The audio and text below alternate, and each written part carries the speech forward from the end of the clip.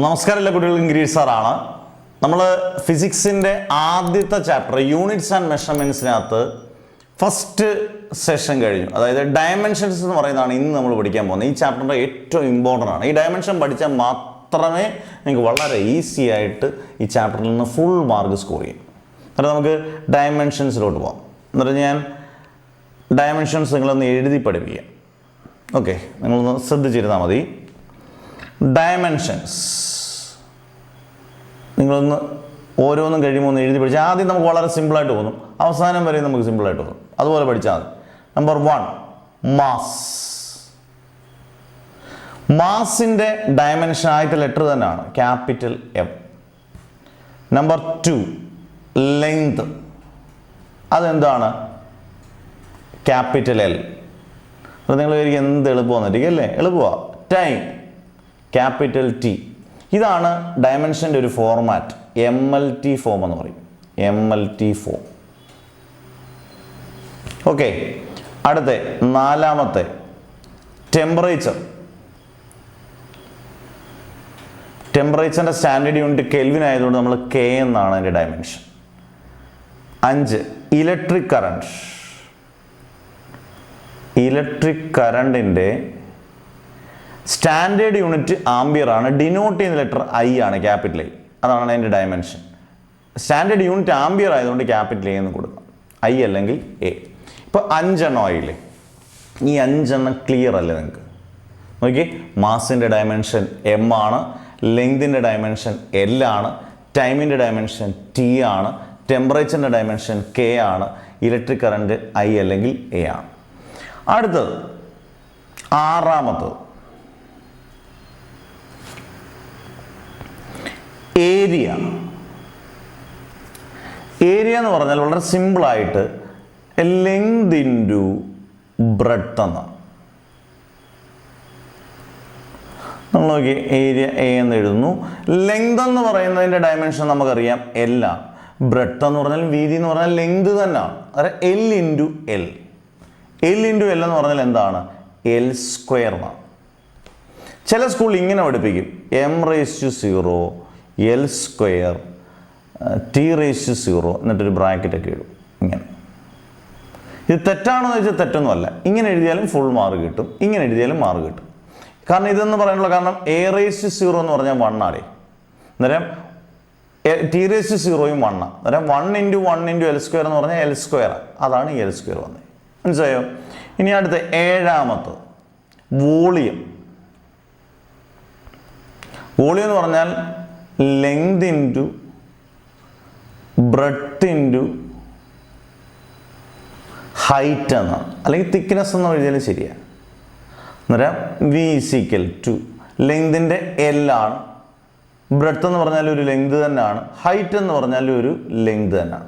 ഈ L into L എന്ന് പറഞ്ഞാൽ എന്തുവാടെ? L³ ഉണ്ടോ? ഇപ്പം നമ്മൾ 7 ഡയമെൻഷനെ ക്ലിയർ ആയെന്ന് വിചാരിക്കുന്നു. Area, volume.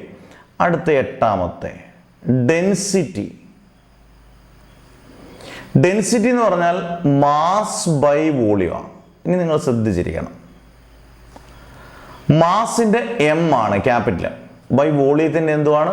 L³. അന്നേരം M/L³. ഇവിടെ A/B².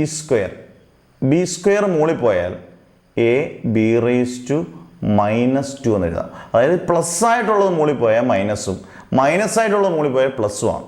അന്നേരം M/L³ നമുക്ക് എഴുതുമ്പം ഇങ്ങനെ എഴുതാം, ML⁻⁻3. ML⁻⁻3. ഇതാണ് 8 വളരെ ഇമ്പോർട്ടൻ്റ് ആയിട്ടുള്ള ഡയമെൻഷൻസ്. ഈ 8 എണ്ണം നിങ്ങൾക്ക് ക്ലിയർ ആണ്. ഒന്നുകൂടെ നിങ്ങൾ കണ്ടു നോക്കിക്കഴിഞ്ഞാൽ നിങ്ങൾക്ക് ഒരു സംശയം ഇതിൽ നിന്ന് വരത്തില്ല. വളരെ സിമ്പിളായിട്ട് നിങ്ങൾക്ക് ഡയമെൻഷൻസ് എഴുതാം, ഒരു പ്രയാസവും ഇല്ല. അടുത്ത 9 speed.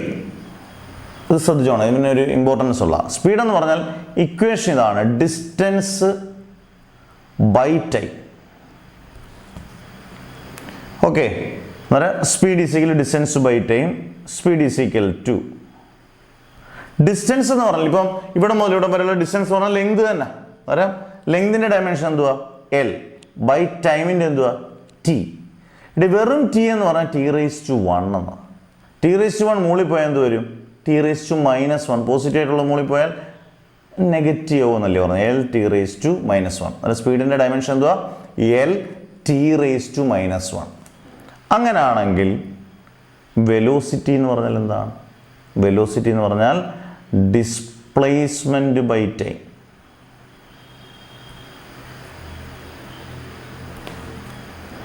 Is equal to displacement എന്ന് പറഞ്ഞാലും ഒരു ഇനീഷ്യൽ പൊസിഷനും ഫൈനൽ പൊസിഷനും ഇടയിലുള്ള ഡിസ്റ്റൻസാണ്. അതിൻ്റെ എന്ത് തന്നെയാണ്? എല്ലാണ്, ലെങ്താണ്. ടൈമിൻ്റെ ടി, അതായത് എൽ ബൈ ടി. ടി എന്ന് പറഞ്ഞാൽ ടി റേസ് ടു 1 ആണ്. അത് മുകളിൽ പോയാൽ എൽ ടി റേസ് ടു -1. ഈ രണ്ടെണ്ണത്തിനൊരു പ്രത്യേകതയുണ്ട്. നിങ്ങൾ ശരിക്കും ഒന്ന് ആലോചിച്ചേ. സ്പീഡിൻ്റെയും വെലോസിറ്റിയുടെയും ഡയമെൻഷൻ എന്താണ്? L T raise to -1. Same ഡയമെൻഷനാണ്. അതായത് സ്പീഡെന്ന് പറയുന്നതും വെലോസിറ്റി എന്ന് പറയുന്ന രണ്ട് ക്വാണ്ടിറ്റീസിൻ്റെയും ഡയമെൻഷൻ സെയിം ആയതുകൊണ്ട് ഇവന്മാർ രണ്ടുപേരെയും നമുക്ക് സെയിം അല്ലേ ഇവന്മാർ പെയർ എന്ന് പറയാം. പെയർ പെയർ എന്ന് പറഞ്ഞാൽ ഒരേ ഡയമെൻഷൻസ് വരുന്നതുകൊണ്ടാണ് ഇവരെ എന്തെന്ന് പറയുന്നത് പെയർ എന്ന് പറയുന്നത്. ക്ലിയർ ആയോ? അടുത്ത 11 ആക്സിലറേഷൻ.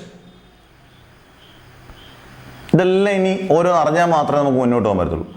ആക്സിലറേഷൻ എന്ന് പറഞ്ഞാൽ വെലോസിറ്റി ബൈ ടൈമാണ്. വെലോസിറ്റി ഡയമെൻഷൻ എന്നാണ് നമ്മളിപ്പോൾ കണ്ടുപിടിച്ചു. L T raise to -1 by ടൈമിൻ്റെ ടി. അത് നമ്മളെങ്ങനെ എഴുതൂടെ? എൽ ടി റേസ് ടു -1 പറഞ്ഞല്ലേ ഇൻറ്റു ടി റേസ് ടു 1 മുകളിൽ പോയാൽ ടി റേസ് ടു -1. അന്നേരം L T raise to -1 into T raise to -1. ഇതൊക്കെ ചെയ്യുന്നത് എങ്ങനെയാണ്?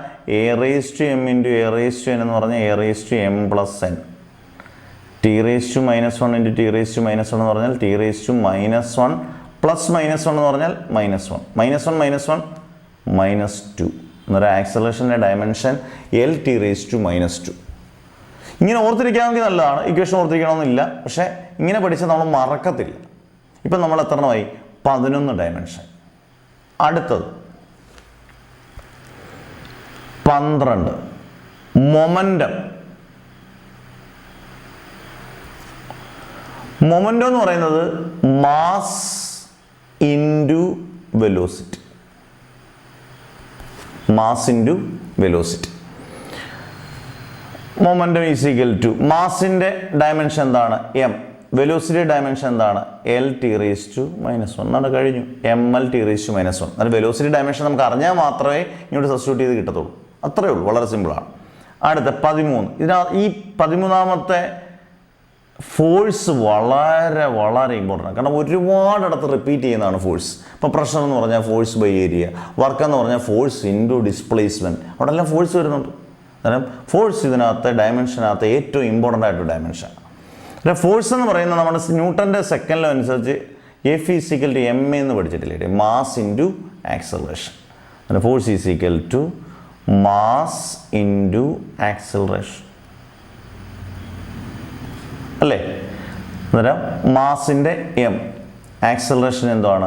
L T raise to -2. L T raise to -1 velocity ആണ്. ഓർത്തോണേ, എൽ ടി റേസ് ടു -2 ആണ് എന്ത്? ആക്സലറേഷൻ. അന്നേരം M L T raise to -2 ആണ് ഫോഴ്സിൻ്റെ. അങ്ങനെ മറക്കരുത്. 14 ഇമ്പൾസ്. ഇങ്ങനൊരു വാക്ക് നിങ്ങൾ കേട്ടിട്ടുണ്ട്, ഇമ്പൾസ്. ഇമ്പൾസ് എന്ന് പറഞ്ഞാൽ ഫോഴ്സ് ഇൻറ്റു ടൈം ആണ് അല്ലേ? ഇമ്പൾസ് ഐ എന്ന് കൊടുത്തു. ഫോഴ്സിൻ്റെ ഡയമെൻഷൻ പറ. M L T raise to -2 into ടൈമിൻ്റെ ടി. ടി എന്ന് പറഞ്ഞാൽ ടി റേസ് ടു 1. എന്നിട്ട് നമുക്ക് I is equal to M L T raise to -1. ഇത് തന്നെ അല്ലേ ഇവിടെ എഴുതിയിരിക്കുന്നത്? നോക്കി. അന്നേരം മൊമെൻറ്റവും ഇമ്പൾസും ഒരേ ഡയമെൻഷൻ. അന്നേരം അവനെ എന്തെന്ന് നമുക്ക് പറയാം? പെയർ എന്ന് പറയാം. പെയർ. ക്ലിയറായോ? ഇങ്ങനെ നമ്മൾ ഇത് വായിച്ച് പഠിച്ചാൽ നമുക്ക് മനസ്സിലാവില്ല. കുറേ വട്ടം എഴുതി പഠിക്കുമ്പോൾ ഇത് നമുക്ക് ക്ലിയർ ആയാൽ അടുത്ത ഓരോന്നും ഇതിൻ്റെ യൂസസ് ഓഫ് ഡയമെൻഷൻ അനാലിസിസ് വരുമ്പം അല്ലെങ്കിൽ ഡയമെൻഷൻ്റെ യൂസ് വരുമ്പം നമുക്ക് ഈസി ആയിട്ട് ചെയ്യാം. അന്നേരം നിങ്ങളോട് ഫോഴ്സിൻ്റെ ചോദിക്കുമ്പോൾ M L T raise to -2, വർക്കിൻ്റെ ചോദിക്കുമ്പോൾ M L square T raise to -2, energy ചോദിച്ചാൽ M L square T raise to -2, acceleration ചോദിച്ചാൽ L T raise to -2, velocity ചോദിച്ചാൽ എൽ ടി റേസ് ടു -1, മൊമെൻറ്റത്തിന് ചോദിച്ചാൽ M L T raise to -1. ഇങ്ങനെ പറയാൻ നിങ്ങൾക്ക് തെറ്റാതെ പറയാൻ പറ്റുന്നിടത്ത് നിങ്ങൾ വിജയിച്ചു. ഈസി ആയിട്ട് നിങ്ങൾ ജയിക്കും അല്ലേ? വളരെ ഈസി ആയിട്ട് ഫിസിക്സ് പഠിക്കാം. അടുത്ത 15 വർക്ക് അതുകൊണ്ട് അവിടെയും ഫോഴ്സ് വരുന്നുണ്ട്. Force into displacement.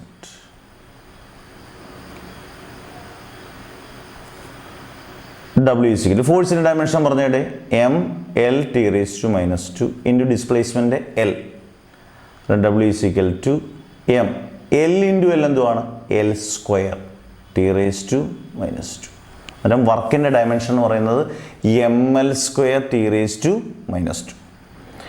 അടുത്തത് എനർജി. എനർജി എന്ന് പറഞ്ഞാൽ it is a capacity to do work എന്നാണ്. It is a capacity to do work. അന്നേരം വർക്കിൻ്റെ അതേ ഡയമെൻഷൻ അന്നേരം mL² T⁻². അന്നേരം നിങ്ങൾ നോക്കി വീണ്ടും രണ്ട് ക്വാണ്ടിറ്റീസിൻ്റെ ഡയമെൻഷൻ സെയിം ആയില്ലയോ? അന്നേരം നമുക്ക് ഇവന്മാരെ എന്തെന്ന് പറയാം? പെയർ എന്ന് പറയാം. അന്നേരം എന്തിനാണ് ഞാൻ പെയർ എന്ന് സൂചിപ്പിക്കുന്നത് അറിയാം? പരീക്ഷയ്ക്ക് കുറേ ക്വാണ്ടിറ്റീസ് വന്നിട്ട് ഇതിനകത്ത് ഏതൊക്കെയാണ് പെയർ എന്ന് എഴുതാൻ നിങ്ങളോട് ചോദിക്കും. അല്ലെങ്കിൽ അതിൻ്റെയൊക്കെ ഡയമെൻഷൻസ് ഈക്വൽ ആയിട്ടുള്ള ഡയമെൻഷൻസ് എങ്ങനെ എഴുതുന്നതെന്ന് ചോദിക്കും. അന്നേരം നിങ്ങൾ പെയറായിട്ടുള്ള എല്ലാം ഓർത്തണം. അപ്പോൾ സ്പീഡും വെലോസിറ്റിയും മൊമെൻറ്റും ഇമ്പൾസും വർക്കും എനർജിയും ഒക്കെ പെയറാണ്. ക്ലിയർ ആണോ? അടുത്ത ഒരു രണ്ടെണ്ണോടെ നമുക്ക് നോക്കാം. 17 പ്രഷർ. പ്രഷർ എന്ന് പറഞ്ഞാൽ വീണ്ടും force by area. Force by area. അന്നേരം നമുക്ക് ഫോഴ്സിൻ്റെ ഡയമെൻഷൻ എന്താണ്? mL(T)⁻² ബൈ ഏരിയയുടെ L². നമുക്കിത് ചെയ്യുമ്പം mL(T)⁻² ഇൻറ്റു L² മുകളിൽ പോയാൽ L⁻². അല്ലേ? ഇവിടെ ഒരു L എന്ന് പറഞ്ഞാൽ L⁻1 എന്ന്. അത് നിങ്ങൾ നോക്കി L⁻1 L⁻² എന്തുവാ? L⁻1 T⁻². ഇതിൻ്റെ പ്രഷറിൻ്റെ ഡയമെൻഷൻ എളുപ്പമാണ്.